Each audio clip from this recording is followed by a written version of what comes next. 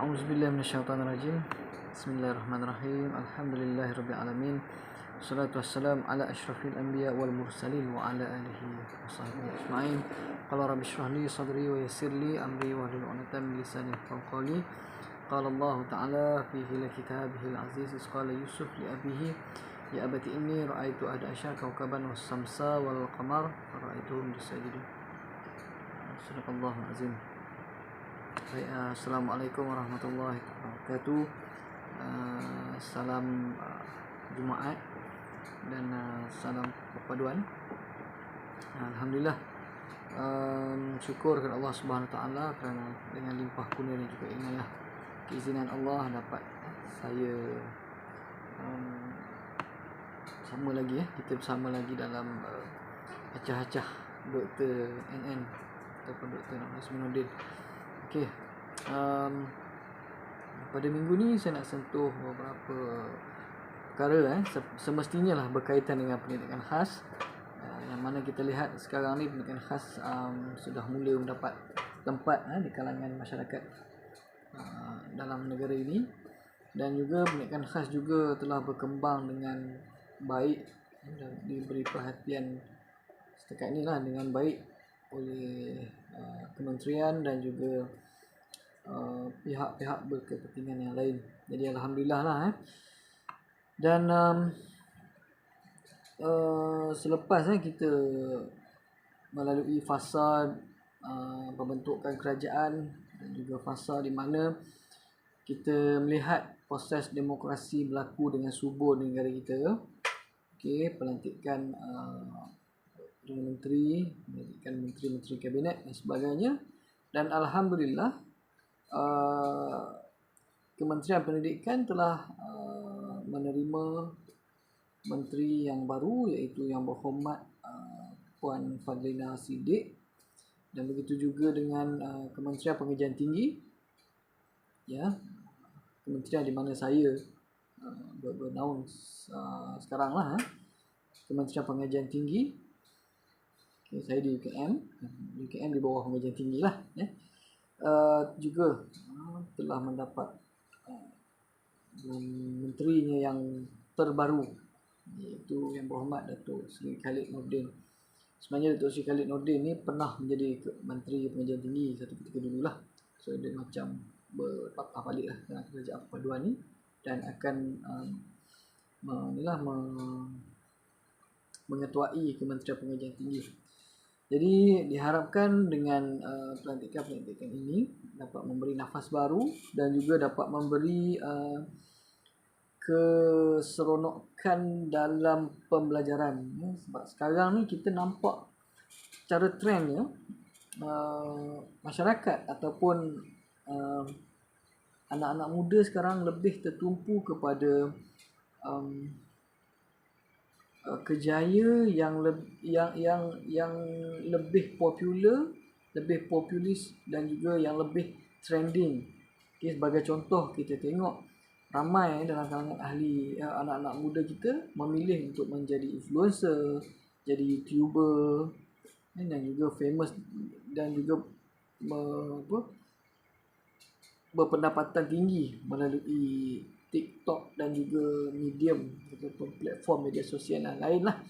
Jadi anggapan-anggapan ini menjadikan sesetengah pihak menyatakan bahawa kalau kita tak belajar pun kita boleh bekerja dan juga kita boleh mendapat pendapatan yang tinggi, ataupun secara ringkasnya kita boleh jadi kaya walaupun kita tak belajar.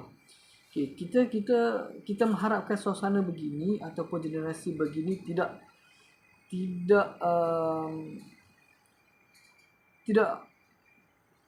seperti kata Perdana Menteri, tidak wewenang lah dalam membentuk persepsi dan juga dalam membentuk tanggapan yang sebegini. Kita tak mahu rakyat negara ini melihat pendidikan itu tidak penting dalam menerajui kejayaan dan juga masa depan seseorang lah. Kita tak nak perkara itu berlaku. Memang benar kita boleh jadi kaya dengan pekerjaan-pekerjaan yang populis, yang famous yang ada, tetapi kita masih memerlukan pendidikan dalam kita nak meneruskan sustainable of kita punya career ataupun kejayaan. Memang seseorang boleh jadi kaya, seseorang itu boleh bekerja, dapat pendapatan tinggi dengan kejayaan yang sedia ada, kan? Tapi macam mana dia nak sustainkan kejayaan itu, dia memerlukan ilmu. Jadi kita kena setkan dalam minda kita bahawa sejauh mana pun kita pergi, pendidikan tetap penting dalam memacu usaha kita dan mendidik diri kita untuk lebih menjadi orang yang berguna. Okey, kita boleh bekerja, tetapi untuk menjadi orang yang beretika dalam kerja, untuk menjadi orang yang hebat dalam bekerja, untuk kita jadi kekal dalam bekerja, untuk menjadi pekerja yang berilmu, pekerja yang mempunyai nilai-nilai pekerjaan yang tinggi, kita masih memerlukan ilmu. Jangan kita kata tak belajar tak apa, dah boleh kerja. Okey? Dan perkara ini kita tak boleh nak menetapkan itulah jalannya. Tak ada pendidikan tak apa, asal boleh kerja. Okey, dia lain. Kalau situasinya memang itulah peluang yang ada bagi setiap orang. Okay, contohnya dia mahir perkara itu saja, jadi dia teruskan pekerjaan itu. It's okay kan, tapi dia tetap memerlukan ilmu ataupun pendidikan. Okay. Banyak-banyak situasi, setiap orang mempunyai situasi yang berbeza, tapi yang pentingnya adalah kita tetap perlu meletakkan pendidikan itu keutamaan walaupun dalam berkejaya. Okey, itu yang pertama lah. Apa yang penting yang saya nak sentuh pada hari ini adalah ke mana hala tuju ataupun view pendidikan khas pasca PL15 ataupun dengan kerajaan perpaduan yang ada sekarang. Okey, melalui pengalaman saya sendiri sebagai guru pendidikan khas sebelum ini, sebelum saya ke UKM ini, dan juga pengalaman rakan-rakan dalam bidang pendidikan khas ini juga, mereka berada di sekolah, semestinya mereka lebih tahu. Mereka berada di grassroots, mereka di akar umbi, mereka sebagai pelaksana, semestinya mereka tahu apa yang berlaku sebenarnya di peringkat bawahan ataupun di peringkat yang terpenting dalam hierarki pelaksanaan sesuatu dasar ataupun pelaksanaan sesuatu the basic of kita punya pendidikan. Di mana kita nak tengok kan, kita nak tengok kat mana yang berlakunya pendidikan itu, adakah ianya berlaku dengan baik atau tidak. Kita perlu turun ke bawah, ke sekolah. Kan begitu juga kalau Yang Berhormat Menteri nak tahu bagaimana sebenarnya apa yang sebenarnya berlaku di sekolah yang secara realitinya kan berlaku dalam pendidikan kita. Dan kita tak boleh duduk stagnan, duduk di office, di pejabat, dan kita tanya pada pegawai-pegawai dan pegawai cerita dan sebagainya, dan kita dapat feedback.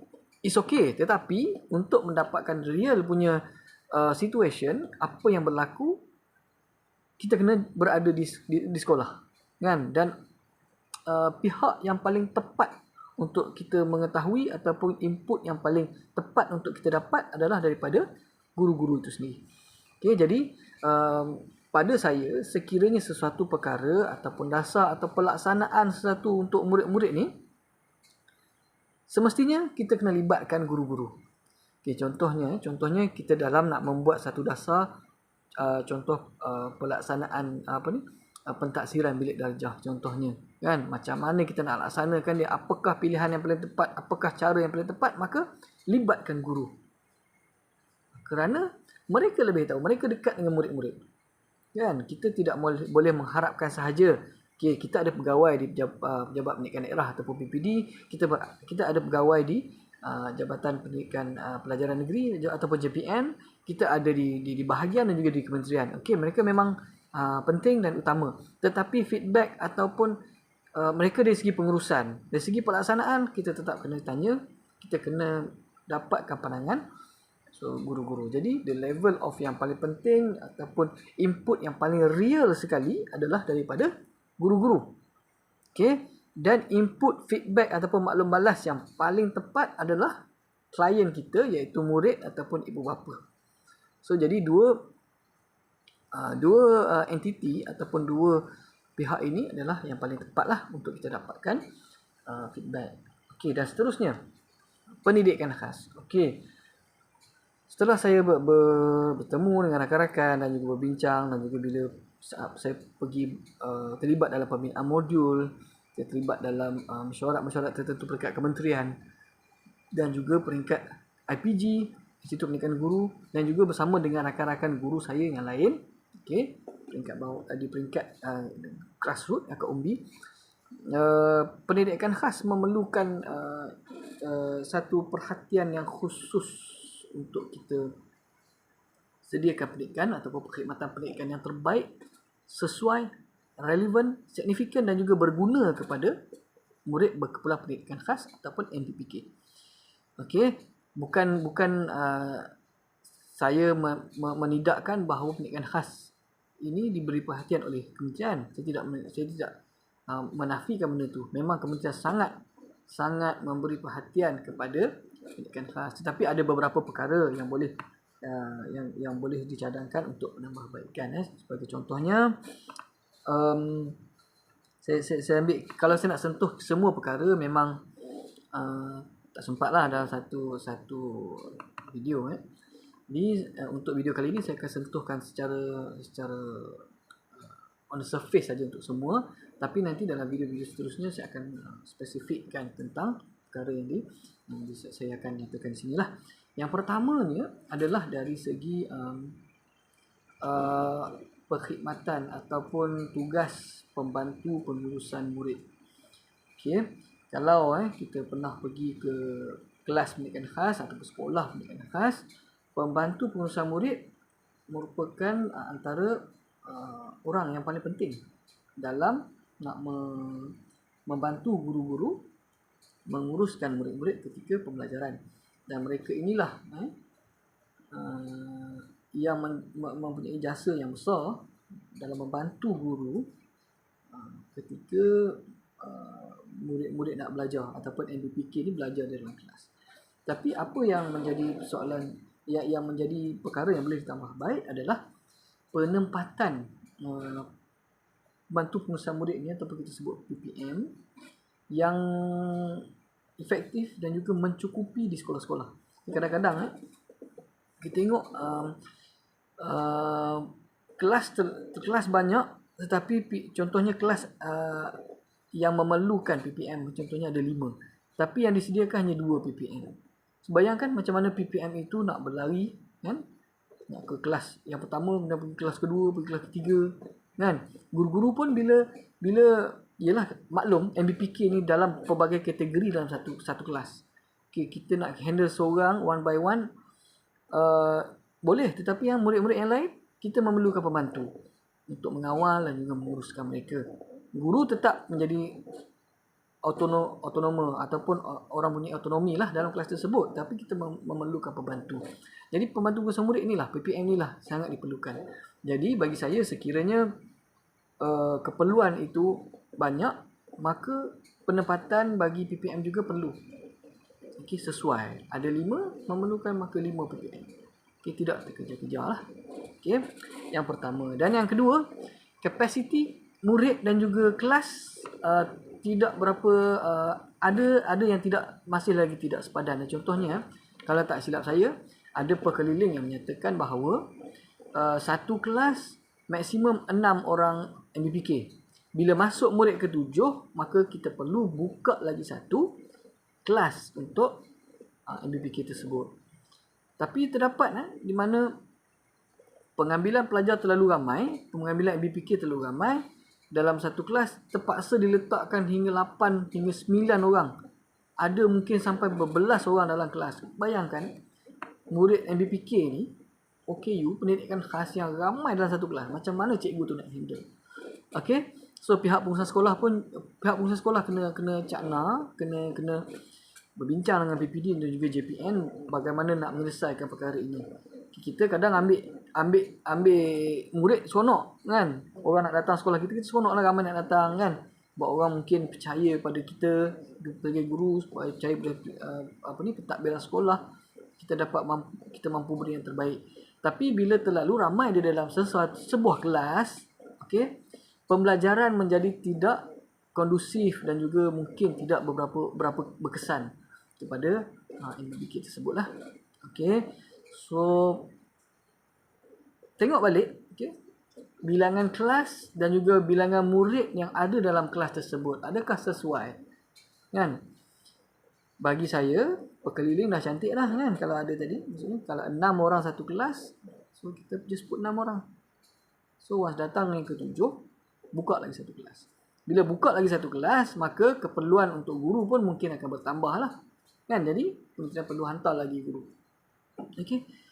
Memang akan melibatkan bajet, akan melibatkan pejawatan dan sebagainya. Tetapi, ini untuk kemaslahatan ataupun ke perkhidmatan yang terbaik pada murid yang kita nak bagilah. Mereka ni MBBK, murid berkebutuhan pendidikan khas. Okey, kena faham yang itu. Jangan kita nak kata alah murid setakat 8 orang takkanlah tak boleh. So ini pendidikan khas, bukan tipikal punya student kan. Okey. Yang kedua dan yang ketiga, pelaksanaan program pendidikan inklusif untuk pendidikan khas. Okey. Ini pun saya tidak terlalu tak terlibat secara langsung, dan juga saya pun tidak mempunyai banyak input berkaitan dengan PPI ni, okay, program pendidikan inklusif. Tapi apa yang diceritakan kepada saya oleh guru-guru yang saya jumpa, okay, antaranya yang ditimbulkan adalah kesesuaian program itu, okay, sama ada kita nak buat separa ke ataupun inklusif penuh, kan? Adakah kita akan ikut subjek untuk kita inklusifkan murid tersebut? Adakah kita nak ikut batch ataupun umur, kan? Ataupun kita nak ikut tahap kemampuan dia. So macam mana kita nak tentukan? Okey, mungkin dah dibincangkan, tapi saya mungkin tak perasan. Cuma saya sampaikan apa yang disampaikan oleh guru-guru kepada saya lah. Kemudian latihan kepada guru yang terlibat dalam PPI ataupun program pendidikan inklusif ini. Guru normal kan, yang mengajar kelas normal, kelas tipikal, tapi dia dalam kelas dia tiba-tiba ada murid berkebutuhan pendidikan khas di situ. So adakah train untuk dia cukup? Kan memang kita letakkan guru resource, tapi macam mana dengan kompetensi dia untuk handle murid MBPK dalam kelas dia.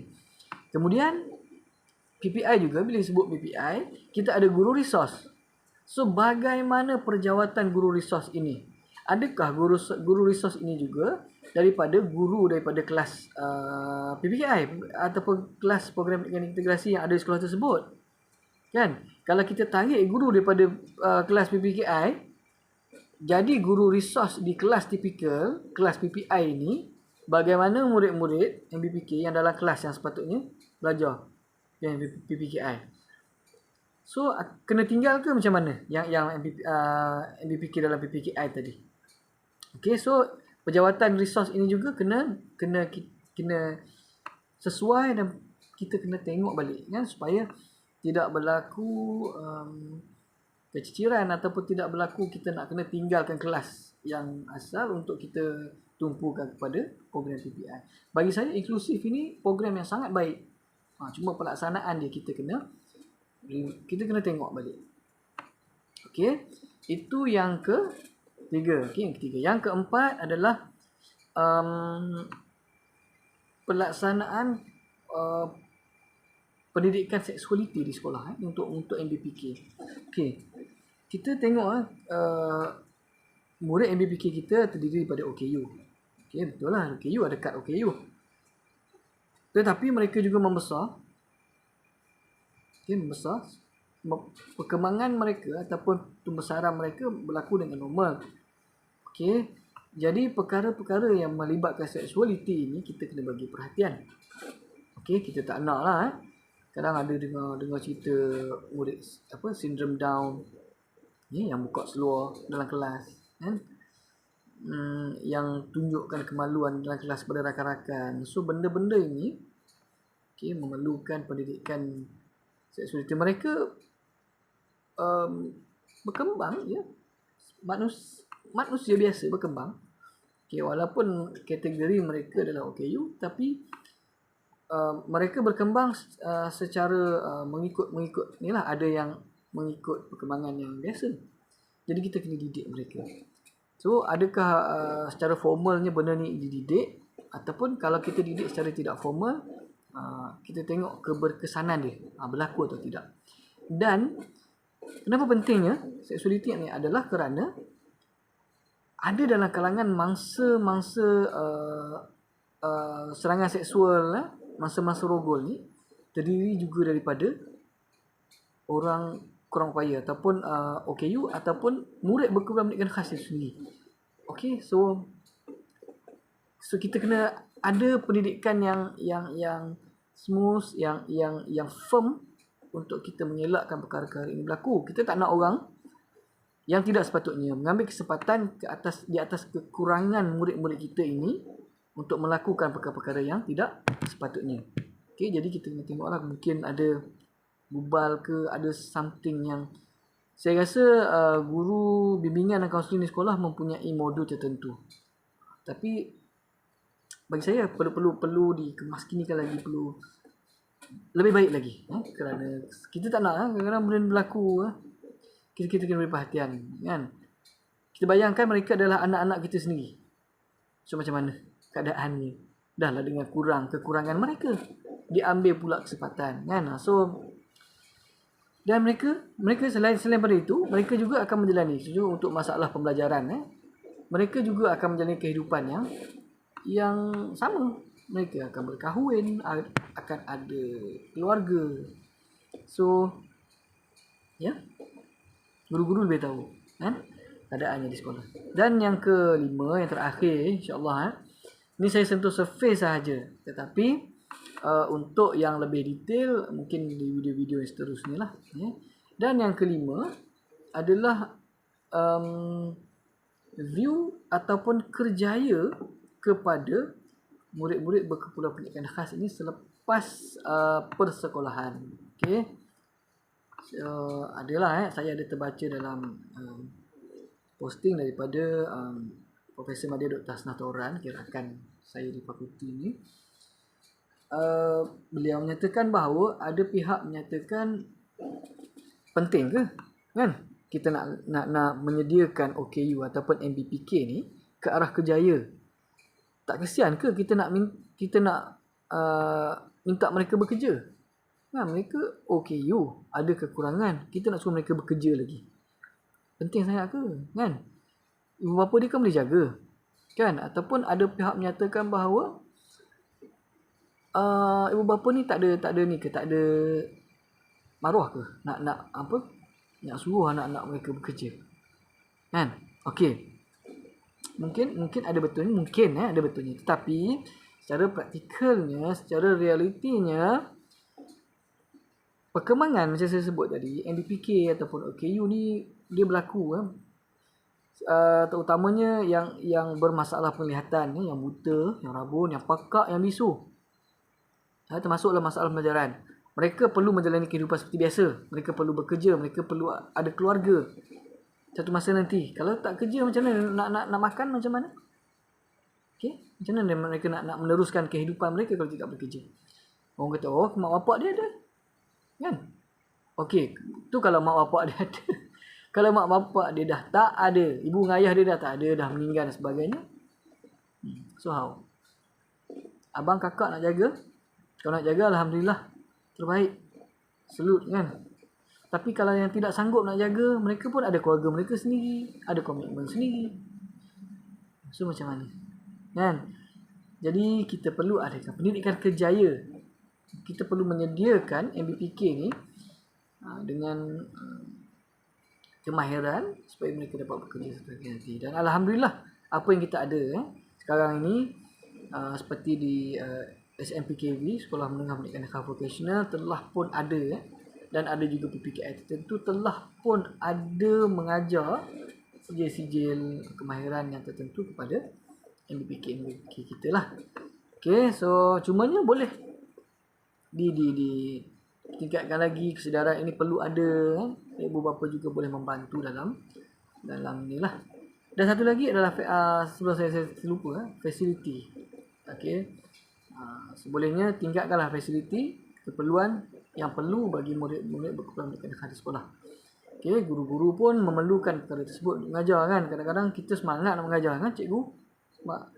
Nak mengajar semangat, tapi bila fasiliti tak ada, barang-barang tak ada untuk kita mengajar, kita jadi terbantut. Kita punya tu kan, orang boleh sebut lah, orang boleh bagi tahu kan, cikgu kenalah guna kreativiti cikgu kan. Betul, perlu guna kreativiti, tapi the basicnya fasiliti kena ada lah kan, baru kita boleh minta cikgu tu kreatif. Ini fasiliti tak ada, cikgu nak kena kreatif kan. Tugas cikgu mengajar kan, tapi untuk menyediakan fasiliti ini ada pihak-pihak lain. Okey kan, samalah kita nak masak secara kreatif, kita nak masak nasi goreng nasi goreng special kan, mungkinlah kreatif kan untuk menghasilkan nasi goreng yang sedap, yang kreatif, tapi bahan tak ada. Kita tukang masak kan, tapi bahan tak ada, so kuali pun tak ada, so macam mana kita nak masak kan. So fasiliti asas ini terdapat juga PPKI yang tak ada kan, juga masih kekurangan. So boleh take note dan juga kita boleh beri perhatian kepada ini, dan kita mengharapkan pengurusan baru ini dapat memberikan perhatian sewajarnya kepada MBPK dan juga pendidikan khas lah. Okay, saya rasa itu saja untuk kali ini. Seperti yang saya maklumkan tadi, ini secara surface saya sentuh beberapa perkara ataupun isu yang dinyatakan ataupun yang saya dapat daripada guru-guru lah. Okey, untuk yang lebih detail mungkin akan disentuh pada video yang berikutnya insya-Allah. Jadi kalau ada sebarang komen, ada sebarang cadangan dan sebagainya, ataupun ada lagi isu yang belum saya sentuh lagi, anda semua boleh komen dan juga memberikan cadangan di bawah di ruangan komen insya-Allah. Jadi tak lain tak bukan, okey, tidak menyalahkan sesiapa.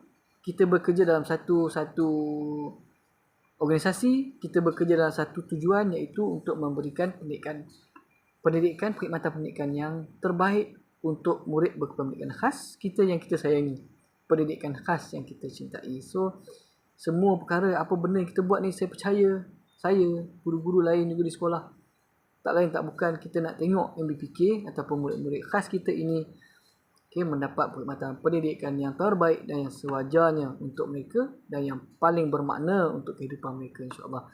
Jadi sehingga kita jumpa lagi. Wabillahi taufiq wal hidayah. Assalamualaikum warahmatullahi taala wabarakatuh. Saya Dr. Nur Azmi. Jumpa lagi insya-Allah.